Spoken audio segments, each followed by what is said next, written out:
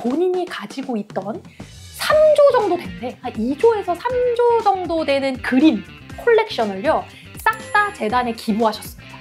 하지만 그 재단은 공익 비영리 단체야. 이거를 자녀들이 다 알 수 있는 방법이 사실은 없어요. 자, 여러분 안녕하세요. 절세 해법을 찾아드리는 김하나 세무사입니다. 상속재산이 무엇인가에 대해서 제가 설명을 드리고 있는데요.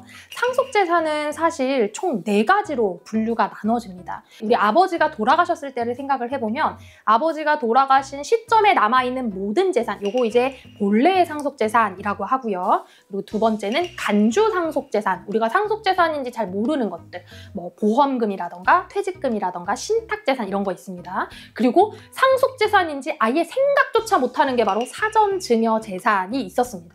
자, 이번 시간에 얘기할 것은 4번째 상속재산입니다. 이거는요, 사실은 좀 억울해요. 추정상속재산이라는 게 있습니다. 말 그대로 국세청에서 이거는 상속재산으로 추정하겠어 하고 그냥 상속재산에 더해서 과세해버리는 걸 얘기합니다. 이것도 사실은 그냥 무작정 하게 되면 힘들잖아요. 그래서 기준이 있는데 1년 이내에 인출된 금액이 2억 원이 넘거나 2년 이내에 인출된 금액이 5억 원이 넘으면 넘어가는 금액에 대해서 상속재산에 가산됩니다. 이런 경우가 있어요. 우리 아버지가 돌아가시기 전에 무슨 이유인지 모르겠는데 갑자기 10억 원의 대출을 낸 겁니다. 그러니까 여러분들 은행에서 대출 내면은 10억이 어디 들어와야 돼요? 통장에 딱 찍혀야 되죠. 그죠?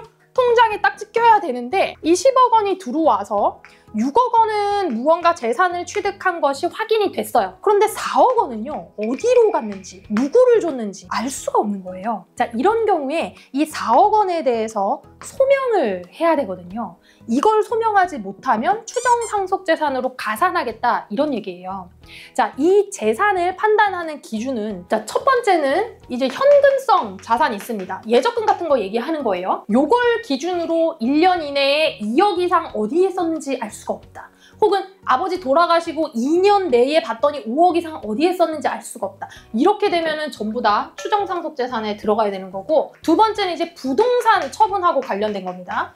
부동산과 관련해서 가지고 있던 걸 아버지가 팔고 대금을 10억 원을 받았어. 받은 대금이 어디 갔는지 모르겠어. 이런 식으로 나간 거 추정상속재산에 들어간다, 이겁니다. 그리고 세 번째는 이제 기타 재산으로 이렇게 보는데 각각 2억과 5억을 따지는 거예요. 각각 따지는 겁니다. 얘네들 모든 땅 다 합쳐가지고 2억이 넘으면 전부 다 추정상속재산 하는 거 아니야? 그건 아니고요. 재산별로 각각 판단한다. 경상에 오래 계신 우리 부모님들 같은 경우에 그런 생각을 하실 수가 있어요. 내가 이제 죽을 날도 얼마 안 남았고 하니까 우리 통장에 있는 잔액을 내가 자녀들한테 좀 빼주고 가자. 그렇게 하면 내가 죽기 전에는 돈이 얼마 안 남을 거니까 그냥 미리 다 줘버리자 하고 돌아가시기 한 1, 2년 내에 그런 일을 하시면요, 사실은 그냥 상속재산으로 남아있는 거하고는 동일합니다. 심지어 계좌에 송금을 할 때 우리 김아들 이름 찍어서 송금하고 김딸 이름 찍어서 송금하고 이거는요, 추정상속재산이 아니고 뭐예요?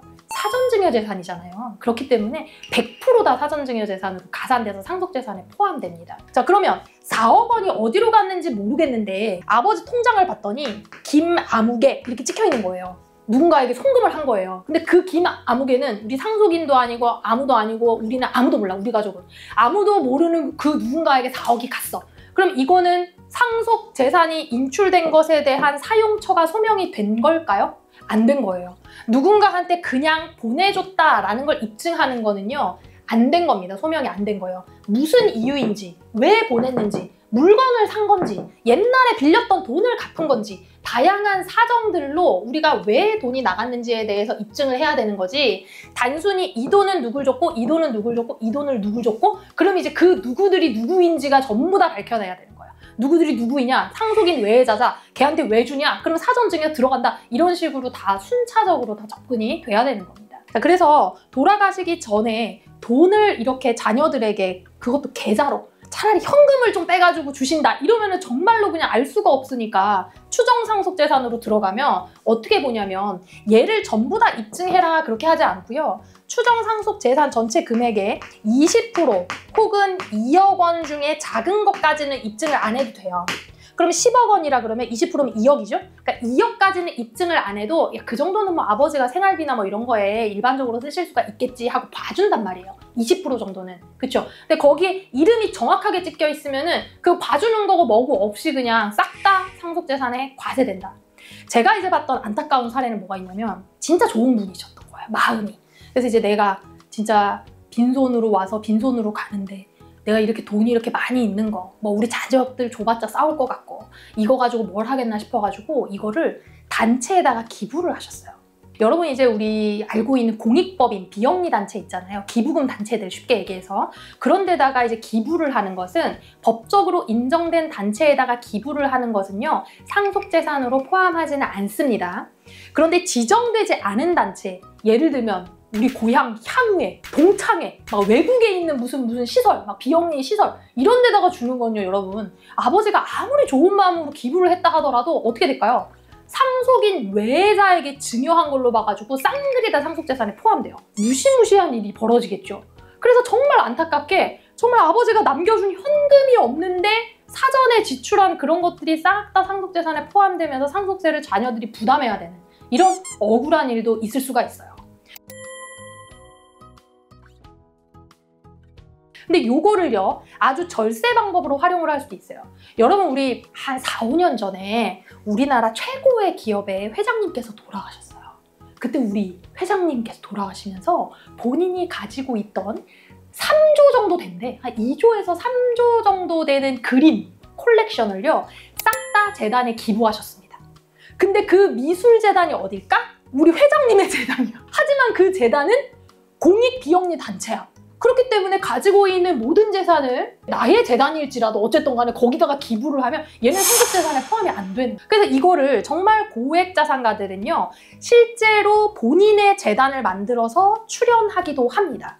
자 그러면 이런 식으로 상속세 혜택까지 다 주는데 그 공익법인이나 재단이 운영을 잘못하고 실제 비영리 목적의 운영을 하지 않으면 어떻게 해야 되겠어요? 상속증여세를 과세해야 되겠죠? 그래서 비영리법인들, 재단들은 전부 다 엄격한 요건을 맞춰서 운영을 해야 되는 거예요.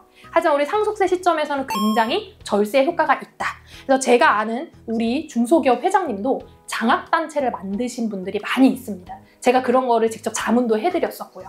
그런 식의 상속세 절세 방법도 있다. 자, 오늘의 중요한 것은 뭐다? 우리가 아버지가 돌아가신 그 시점으로부터 1년 이내, 2년 이내에 인출된 금액, 처분된 금액, 그리고 돈을 빌려서 어디다가 썼는지 알 수 없는 금액들도 모두 다 상속재산에 포함될 수 있다는 거 여러분 주의하시기 바랍니다. 추정상속재산은 말 그대로 추정하는 거기 때문에 얼마가 확실하게 나올 겁니다. 이 정도는 확실하게 피해갈 수 있습니다. 이거를 알기가 쉽지가 않습니다. 그렇기 때문에 반드시 전문가하고 그 내용을 보시면서 상속이 일어나는 시점에는 한 번씩 꼭 점검을 하시고 우리가 아버지나 부모님이 돌아가신 경우에는 이거를 자녀들이 다 알 수 있는 방법이 사실은 없어요. 그렇기 때문에 전액을 다 상속재산에 포함하는 게 아니라 이 정도의 이제 룸을 준 거죠. 그래서 20% 그리고 2억 한도 이내에서는 그 여력을 남겨뒀으니까 이 부분도 여러분들이 잘 기억하고 계셨으면 좋겠습니다.